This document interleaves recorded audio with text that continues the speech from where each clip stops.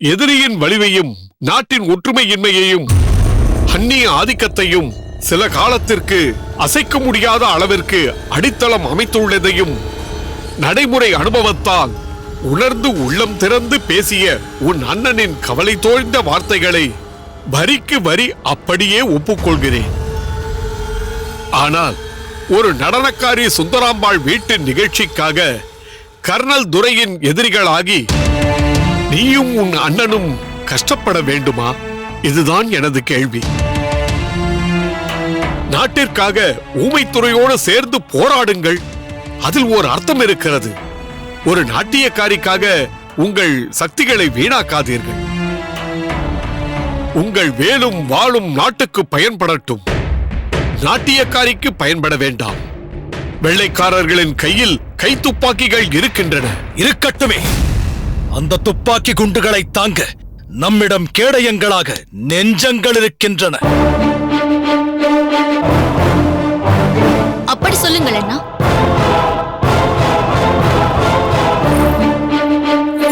அண்ணா, மண்ணடிமையானதே மனதை கலக்கிக் கொண்டிருக்கிறது. இதில் பெண்ணடிமை வேறா?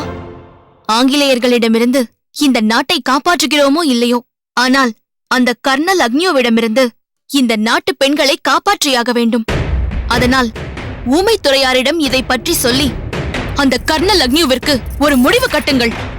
அவன் பிணத்தை கொண்டு வந்து சோலை கொள்ளை பொம்மை போல் கட்டி வையுங்கள். ஆஹா, தன்மான தமிழச்சி என் அன்பு தங்கை கல்யாணி. பாகனேரி அம்பலக்காரர்கள் வீட்டு பெண்கள் கூட போர்க்கொடியேந்த தயாராகி இருக்கிறார்கள் போல இருக்கிறதே. ஏனம்மா கல்யாணி, இதனால் உன் அண்ணன்களுக்கு ஏதும் ஆபத்து நேரக்கூடாது என்று நான் சமாதானம் சொல்லிக் கொண்டிருந்தால் நீயே அவர்கள் கையில் உடைவாளை எடுத்து கொடுத்து உடனே போய் அவனை அழித்து விட்டு வாருங்கள் என்று சொல்வாய் போல் இருக்கிறதே. எது ஐயரே ஆபத்து? இதற்கு மேலும் என்ன ஆபத்து வர வேண்டும்? எப்போது அந்த அக்னியோ நம் தமிழ் பெண்கள் மீது கை வைக்கும் நிலைக்கு ஆளாகி விட்டானோ, இதற்கும் மேலே ஆபத்து வேறென்ன இருக்கிறது? நாட்டை காப்பாற்றி என்ன செய்ய போகிறீர்கள்? நாட்டில் உள்ள பெண்களுக்கு பாதுகாப்பு இல்லை எனும் போது அந்த நாட்டை பரிபாலித்து என்ன பிரயோஜனம்? ஒரு நாடு சீரோடும் சிறப்போடும் இருக்கிறது என்றால் அங்கு பெண்களுக்கான பாதுகாப்பு நிறைவாக இருக்கிறது என்று பொருள். அந்த அக்னியோ தமிழ் மண்ணை பிடிப்பதற்கு முன் தமிழ் பெண்களை பிடிக்க முயற்சி செய்கிறான். முதலில் அதற்கான பரிசை அவனுக்கு கொடுங்கள். வீரம் விளைந்த மண் விஜயபாஸ்கர சேதுபதியின் ரத்தம் அல்லவா? இப்படித்தான் பேசுவாள். மிகவும் பெருமையாக இருக்கிறது. செல்வ செழிப்பிற்காக தன் நாட்டு மக்களை அந்நியனிடம் அடமானம் வைப்பவர்களுக்கு மத்தியில் அந்நியனுக்கு அடிபணியாத குடும்பத்தை பார்க்கும்போது மிகவும் பெருமிதமாக இருக்கிறது. வாழ்க பல்லாண்டு.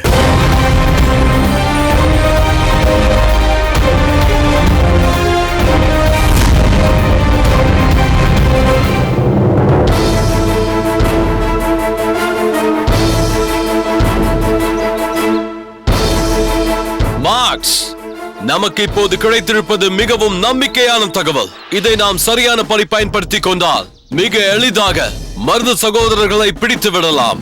அதன் பிறகு தென்னிந்தியாவில் நம்மை எதிர்க்க யாருமே இல்லை என்ற நிலை ஏற்பட்டுவிடும். உண்மைதான் கர்னல்.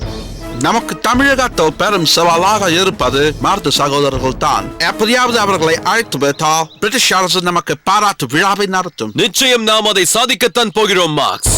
புலி போன்றவன் என்று சொல்லும்படி பாய்ந்து வந்த புலித்தேவன் என்ன ஆனான்?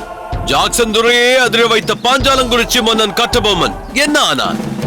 ஹைதர் அலி நம்மை எப்படியெல்லாம் மாற்றி படைத்தான். அவர்கள் அனைவரையும் எவ்வளவு அருமையாக திட்டமிட்டு சாய்த்தார்கள் நமது பிரிட்டிஷ் அதிகாரிகள். ஆனால் ஹைதர் அலியிடம் உதவி பெற்று நம்ம எதிர்த்த சிவகங்கை சீமை வேலுநாச்சியார் மற்றும் சிறிது காலம் பிரச்சனை இல்லாமல் அரசாண்டார். அதற்கு காரணம் வேலுநாச்சியாரோடு போர் புரிந்த பான்சோனியை அவளால் கொண்டிருக்க முடியும் என்ற சூழ்நிலை ஏற்பட்டும் பான்சோன் வேண்டி கேட்டுக்கொண்டதால் கொல்லாமல் விட்டுவிட்டார். அந்த நன்றிக்கு அடையாளமாகத்தான் வேலுநாச்சி அரச பீடத்தில் இருக்கும் வரை அவளுக்கு தொல்லை தரக்கூடாது என்று கட்டளையிட்டார் பான்சோன்.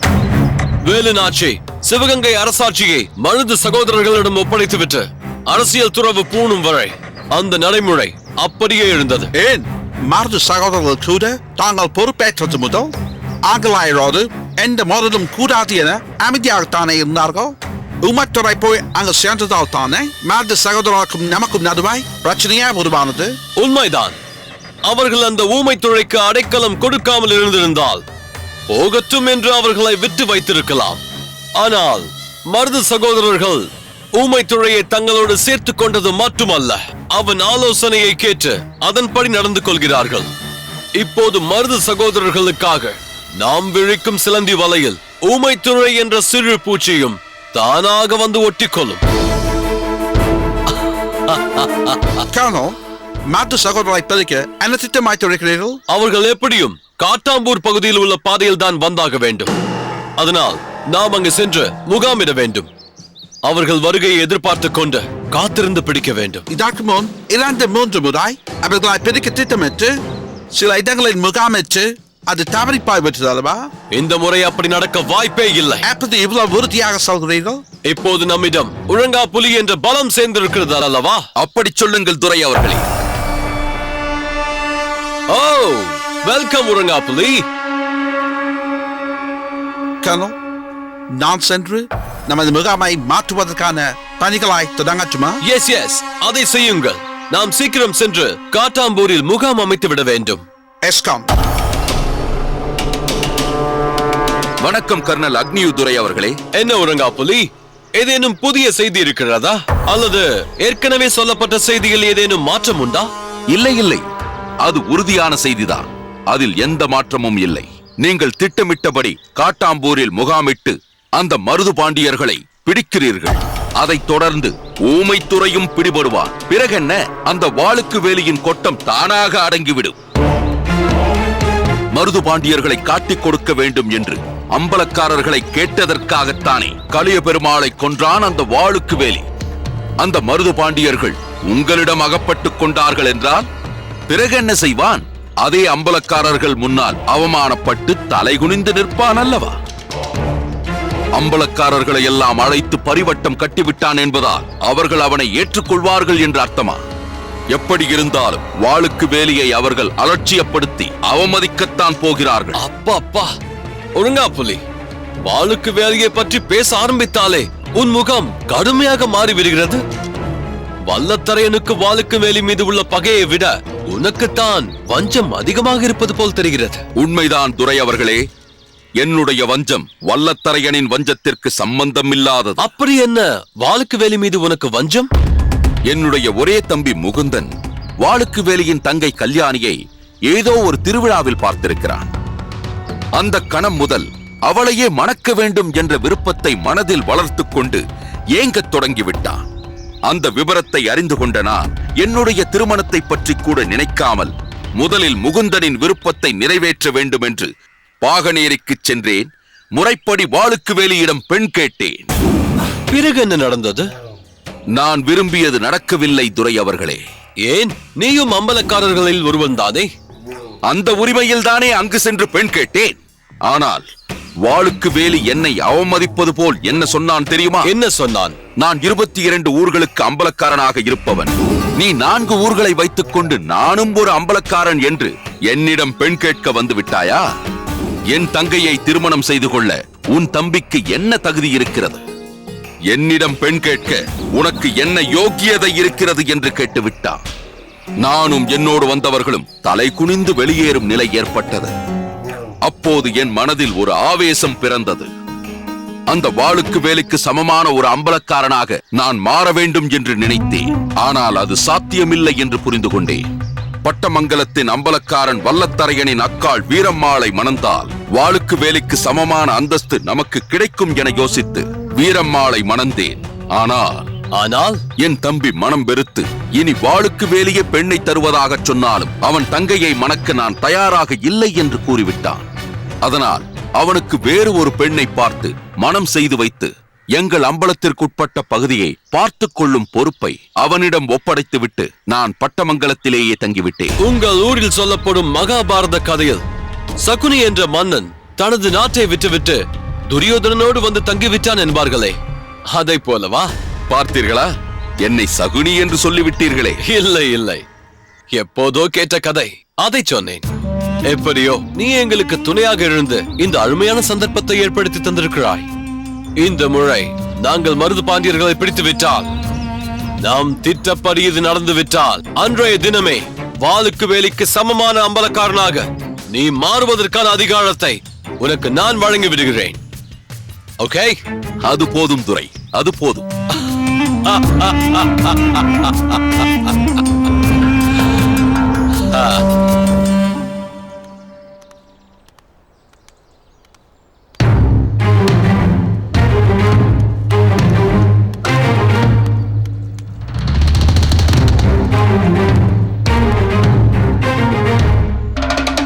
அண்ணா, இங்குதானே வருவதாக சொன்னார்கள்?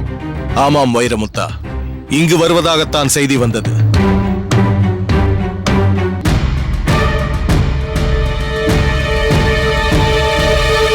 அதோ வந்து விட்டார்கள். யார் இவர்கள்? ஊமைத்துறையாரின் வலது கரங்களாக விளங்குபவர்கள் ஞானமுத்தன், வீரப்பன்.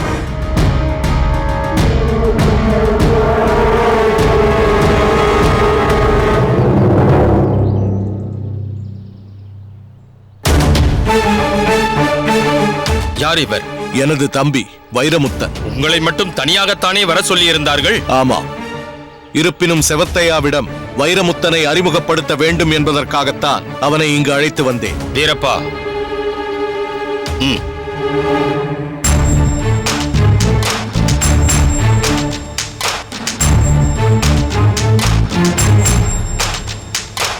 ஞானமுத்தா, இதெல்லாம் தேவைதானா?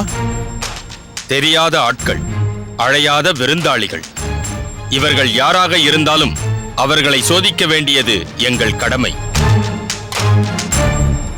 இவர் உங்கள் தம்பி என்பதால் எங்கள் கடமையை மாற்றிக்கொள்ள முடியாது. நல்ல வழக்கம்தான். ஆயுதங்கள் ஏதுமில்லை. செவத்தையா எங்கே?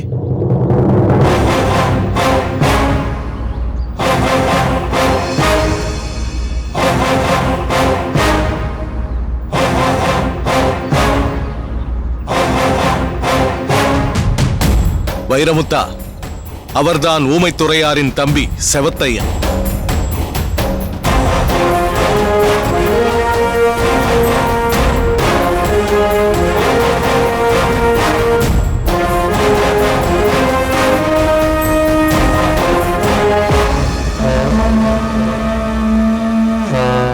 இவன் என் தம்பி வைரமுத்தன். தெரியும், விருந்தில் பார்த்திருக்கிறேன். விருந்திலா? எந்த விருந்தில்? பாகநேரி திருவிழா விருந்தில். நீ அங்கு வந்திருந்தாயா? நான் உன்னை பார்க்கவே இல்லையே. நான் உங்களை ஒன்று கேட்கட்டுமா? நான் இவருடைய தம்பி என்பது உங்களுக்கு ஏற்கனவே தெரிந்திருந்தும் எதற்காக என்னை சோதனை செய்ய சொன்னீர்கள்? சோதனை செய்வது எங்கள் மரபு. அது எங்கள் அண்ணன் நியமித்திருக்கும் நியதி. அதை நாங்கள் மீற முடியாது. அண்ணனை மீறி நான் எதுவும் செய்ய மாட்டேன். நானும் என் அண்ணனுக்கு எதிராக எந்த துரோகமும் செய்ய மாட்டேன். தெரியும், வாளுக்கு வேலியின் படை தளபதியாக அவரது தம்பி கருத்தாதப்பன் இருப்பது போல் வள்ளத்தரையரின் உறைவாளாக நீ இருக்கிறாய். ஒருவனை பார்த்த மாத்திரத்தில் அவன் எப்படிப்பட்டவன், அவனுடைய குணாதிசயங்கள் என்ன என்பதை பற்றி யூகிக்கும் ஆற்றல் எனக்கும் ஓரளவு உண்டு. இத்தகைய ஆற்றல் படைத்த உங்களை இப்படி ஒரு தனி இடத்தில் எந்தவித உபச்சாரமும் இன்றி சந்திப்பது எனக்கு மிகவும் வேதனை அளிக்கிறது. நீங்கள் எங்கள் மாளிகைக்கு வந்திருந்தால் ஆடம்பரமான வரவேற்பளித்து அரசுவை உணவளித்து ராஜ உபச்சாரம் செய்திருப்போமே. வைரமுத்தா, என்று எங்கள் அண்ணன் கட்டபொம்மனை நாங்கள் இழந்தோமோ அன்றே நானும் என் அண்ணனும் எங்கள் சுகபோக வாழ்க்கையை எல்லாம் ஒதுக்கி வைத்துவிட்டு துறவற வாழ்க்கையைத்தான் வாழ்ந்து கொண்டிருக்கிறோம். ஆங்கிலேயரிடமிருந்து பாஞ்சாலங்குறிச்சியை மீட்டெடுக்க வேண்டும் என்று நாங்கள் போராடிக் கொண்டிருப்பது மீண்டும் எங்களது சுகபோக வாழ்க்கையை அனுபவிக்க வேண்டும் என்பதற்காக அல்ல. ஆங்கிலேயருக்கு அடிமைப்பட்டு விட்டார்களே தமிழக மக்கள் என்ற அவப்பெயரை நீக்குவதற்காகத்தான். இந்த நிலையில் எங்களுக்கு எங்கள் பாதுகாப்புதான் முக்கியம். அதற்காக நாங்கள் எந்த அளவிற்கு எச்சரிக்கையாக இருக்க வேண்டுமோ அந்த அளவிற்கு அதை நாங்கள் கடைபிடிக்கத்தான் வேண்டும். வல்லத்தரையனின் கோட்டையான பட்டமங்கலத்திற்குள் புகுந்து என்னுடைய விருந்தினராக வந்திருக்கும் ஒருவருக்கு ஆபத்தை உருவாக்கிட யாருக்கு தைரியம் இருக்கிறது? செவத்தையா, அத்தகைய துணிச்சல் மிக்க ஒருவன் பட்டமங்கலத்தில் இன்னும் பிறக்கவில்லை. வல்லத்தரையா, நீ நினைப்பது மிகவும் தவறு. எதிரிகளை நமக்கே தெரியாமல் நம் கோட்டைக்குள் நாம் வளர்த்து கொண்டிருக்கிறோம். அதுதான் நம்முடைய மிகப்பெரிய பலவீனம். அந்த பலவீனத்தை பகைவர்கள் தங்களுக்கு சாதகமாக பயன்படுத்திக் கொள்வார்கள். உனக்கே தெரியாமல் நிச்சயம் எதிரிகள் உன் கோட்டைக்குள் இருப்பார்கள். ஒரு வகையில் தாங்கள் சொல்வது உண்மைதான். எங்களை சுற்றியுள்ள எதிரி யார் என்பது எனக்கு நிச்சயமாக தெரியும். வைரமுத்தா, எதிரி என்று யாரை சொல்கிறாய்? அதை சொல்லித்தான் தெரிய வேண்டும் என்ற அவசியமில்லை வல்லத்தரையா. நீ உணராத சில விஷயங்களை உன் தம்பி வைரமுத்தன் உணர்ந்திருக்கிறான். இவன் அதை உணர்ந்து விட்டான் அல்லவா? இதுவே நிச்சயம் உனக்கு பாதுகாப்பாக இருக்கும். சரி, அது போகட்டும். நீ என்னை சந்திக்க வேண்டும் என்று செய்தி அனுப்பியிருந்தாயே, என்ன விஷயம்? அண்ணன் ஊமைத்துறையார் உடனடியாக உன்னை சந்தித்து பேச வேண்டும் என்று ஆசைப்படுகிறார்.